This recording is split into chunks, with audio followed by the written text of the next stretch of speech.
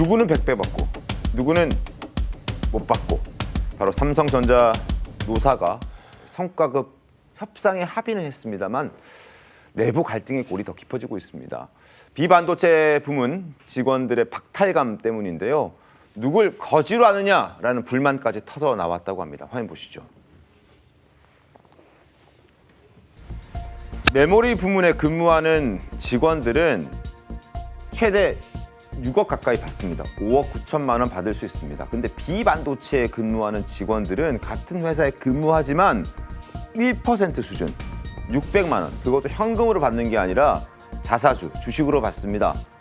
그러니까 이런 얘기 나오죠. 휴대폰 팔아서 그동안 반도체 먹여 살렸더니 이제는 이렇게 우리를 이렇게 푸대접한다고 누가 우리를 거지로 하느냐?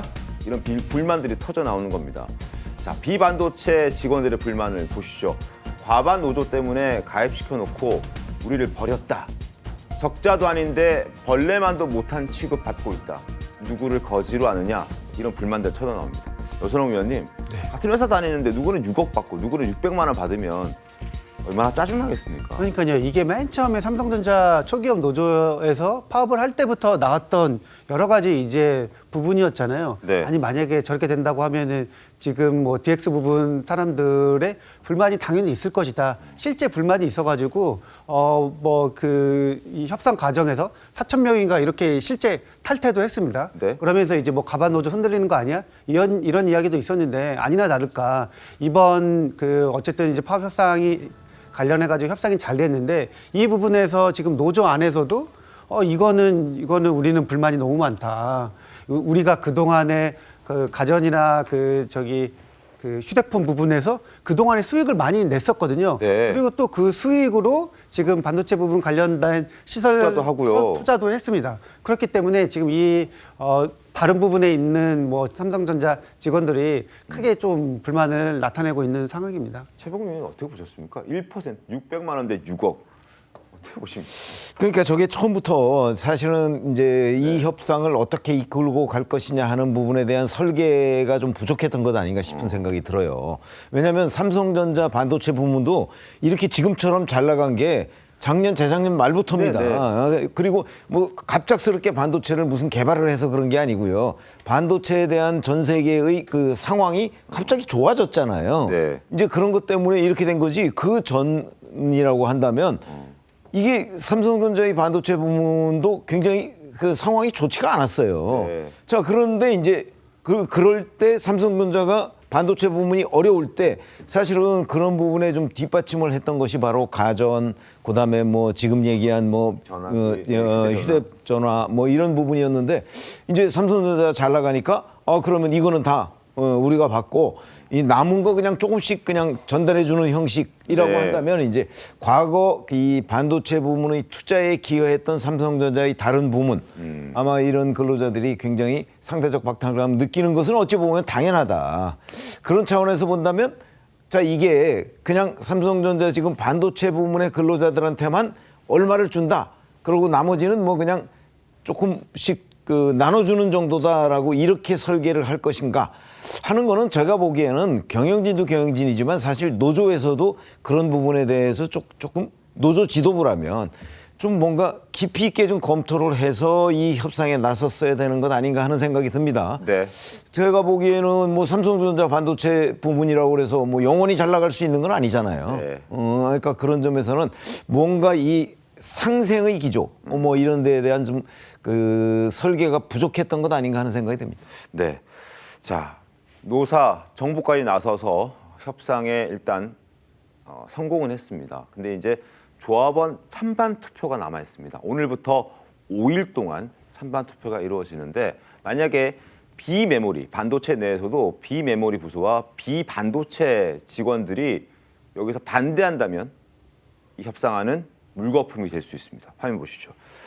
그래서 지금 이런 얘기가 나옵니다. 동아일보 오늘부터 조합원 찬반 투표 들어가는데 비메모리 반발이 변수다. 자, 전체 한 6만 명, 7만 명의 이 초기업 노조가 있는데 여기에서 반도체 메모리에 일하는 그 부문에 있는 직원들은 2만여 명 정도입니다.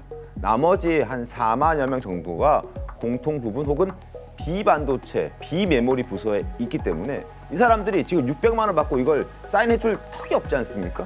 그러면은 이게 어렵사리 합의를 한 이 노사 합의가 깨질 수 있다. 결국 다시 파업 갈 수도 있고 재협상해야 되는 상황이 올 수도 있잖아요, 안준영 기자님. 네, 맞습니다. 일단 노사 간의 합의에 도달했다. 여기에 대해서 많은 핑크빛 전망이 나오는데 내부적인 문제는 이제부터 시작이라는 거죠. 일단 말씀하신 것처럼 반도체 부분이 55,800여 명, 그런데 디바이스 경험, 이쪽이 DX 부분이죠. 이쪽 같은 경우는 14,300여 부분인데 이 DX 부분 같은 경우는 여기서 소외됐기 때문에 반대표를 던질 가능성을 배제할 수 없고요. 그렇다고 반도체 사업부 안에서도 모두 결집이 되느냐, 그게 아니라는 겁니다. 왜냐하면 메모리 분야 같은 경우는 실적이 상당하기 때문에 6억 최대 받을 수 있다지만 네. 사실 이 파운드리 사업부 같은 경우는요, 상대적으로 비메모리 부서원들은 적게 받을 수 있다는 거죠. 한때는 이제 4억까지도 받을 수 있을 거라는 기대가 나왔는데 그렇지 못한 것 때문에 이들이 캐스팅 보트를 쥐고 반대표를 던진다면은 결국 이 노사 합의함이 통과할 수 없고 다시금 원점으로 돌아갈 가능성을 배제할 수 없다는 겁니다. 자, 삼성전자 내부의 갈등만 있는 것이 아니라 삼성전자가 이렇게 수억 원에 달하는 성과급을 가져갈 수 있게 되고 성과를 못 내도 성과급을 받을 수 있는 상황이 되니까 대한민국 대다수 직장인들의 박탈감이 장난이 아닙니다. 직장인 임명 커뮤니티에 올라온 글들 보시죠. 삼전 다니는 친구 2명이 포르쉐 계약했다더라. 아주 고급 승용차 계약했다더라.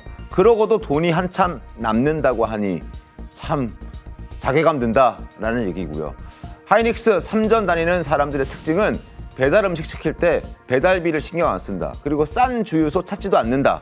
그리고 우리 남편이 뉴스 보고 사기를 다 잃었다. 힘을 내자. 뭐 이런 얘기들이 나오기 시작한 겁니다. 뭐 웃어야 됩니까? 울어야 됩니까? 안준영 기자님. 사실 어떻게 해야 됩니까? 인생에서 가장 힘들고 무서운 게 바로 상대적 박탈감이라고 할 수 있습니다. 사촌이 땅을 사면 배가 아프다 이런 말까지 있죠. 네. 결국은 이제 그쪽 업계에서 일을 잘해서 돈을 벌었다고 하지만 이걸 지켜보는 사람들 입장에서는 매일같이 기사가 쏟아지기 때문에 바라보면서 무언가 허탈감을 느낄 수밖에 없다는 거죠. 이 배달 음식 시키는 것도 마찬가지입니다. 그때 정말 많은 사람들이 이게 한 집 배달과 여러 집 배달하면 1,000원 정도 차이가 나는데 그것도 고르는데 고민하게 되거든요. 그런데 한쪽에서는 이번에 성과급만으로 6억 정도를 받는다라고 했을 때 또 집에서 이거를 아이들이 같이 보죠. 아이들이 이거에 대한 정확한 내용을 모르니까는 부모한테 물어본다는 겁니다. 그럼 우리 아빠는 얼마 받아? 이런 질문을 받을 때마다 일일이 설명해 주기도 어렵고 결과적으로 볼 때 이런 상대적 박탈감이 전체적으로 사회적 사기를 낮추는 결과를 초래할 것 아니냐라는 우려가 나오고 있는 거죠. 자, 삼성전자의 노사 합의가 되면서 일단 파업의 한 고비는 넘겼죠. 그래서 증시가 또 올라가긴 했습니다. 자, 화면 함께 보시죠. 삼성전자, 하이닉스 주가도 급등을 했고 더 나아가서 백화점이나 일반 상점 같은 이런 관련된 주들도 일제히 상승했습니다. 여기가 왜 올랐을까? 백화점 왜 올랐을까요? 바로 삼성전자 직원, 하이닉스 직원들이 백화점 가서 물건 많이 살 거다라는 기대감에 이런 백화점이나 또 호텔 같은 이런 주가들도 상승했다는 겁니다. 안주영 기자님, 덩달아 같이 올랐습니다. 여기서도 박탈감 느껴지는군요. 그렇죠. 이게 결국은 이제 기대감인 거거든요. 그 정도의 돈이 들어오면 분명히 사람들이 이 돈을 쓸 것이고 결국은 소비재에 쓰다 보면은 저런 소비 중심 기업들이 오를 수밖에 없다고 생각을 하는 거죠. 또 하나 여기서 생기는 박탈감이 바로 주식을 해야 되나 이 부분입니다. 요즘 주식이 너무 많이 오르다 보니까 없는 사람들이 상대적 박탈감을 갖게 되죠. 결국 이게 계속 설상가상 가중되는 상황이 벌어지고 있다는 겁니다. 또 하나 우려되는 거는 이게 이런 소비뿐만 아니라 지금 부동산 시장이 다시 들썩이고 있는데 결과적으로는 부동산으로 돈이 흘러들어가서 또다시 집값을 끌어올리는 건 아닌지라는 우려까지 나오고 있는 거죠.